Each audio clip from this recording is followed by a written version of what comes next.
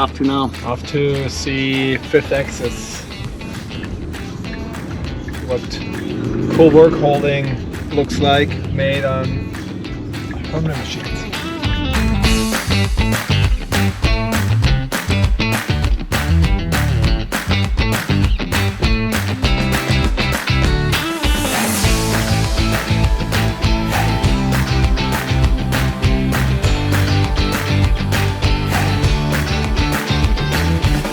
So 2004, Chris Taylor and Steve Grangetto were working for a big defense contractor. They were having trouble producing parts in their own facility. So they were like, okay, we got to get a CNC machine of our own so we can get some of this, R&D prototype work pushed through.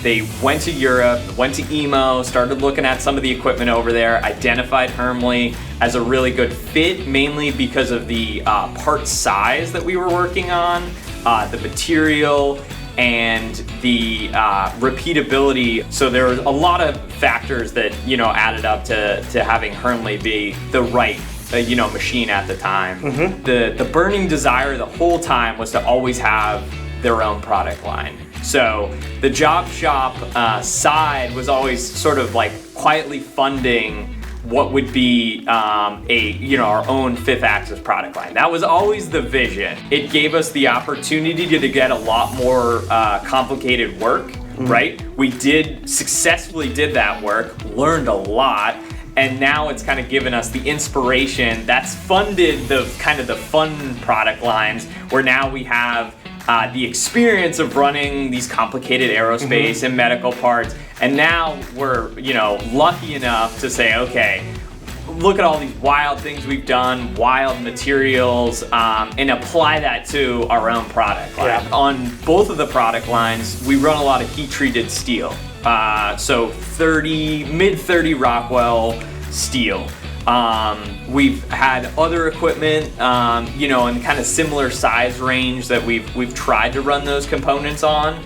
The rigidity wasn't there. We had shatter issues. So moving them over to the Hermle, service finish has been great. We've been able to, run, higher speeds and feeds. So I've always been impressed by the rigidity, I will say. Manuel and I were planning where we're going to go. I said, we just got to go to the shop that has that run CNC. Yeah. I mean, this has to be the coolest thing ever for this industry. So tell us what you do here. So I'm a mechanical engineer here. I specialize in rapid prototyping on our 5-axis machine centers in particular. I work in the 3 and 4-axis machines as well, though, when necessary. One thing that I've loved about being here is, the owner's drive to invest in top-of-the-line equipment, like a Hermle, right? And you're not limited to the capabilities of what tool sets do you have in the shop. Rather, what are the best tool sets out there to get the job done better than anybody else? And so, opportunities like this where we bring in top-of-the-line machine centers to be able to innovate the way we do is definitely a great part of being on this team.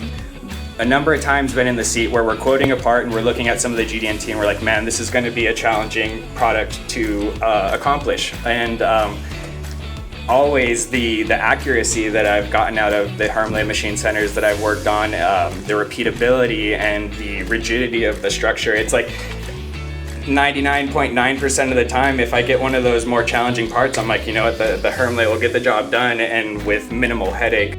How has the support been for you along the way from a technical support perspective? Yeah, as a matter of fact, that's where you guys have shined like crazy, because they know exactly what the problem is that you're dealing with, and you talk to the guy on the phone. He's, check this switch around the backside of the control. I think the tool carousel switch might be stuck in the on position, and you go back there, and sure enough, it's stuck in. It's insane to me how well you guys know your machines.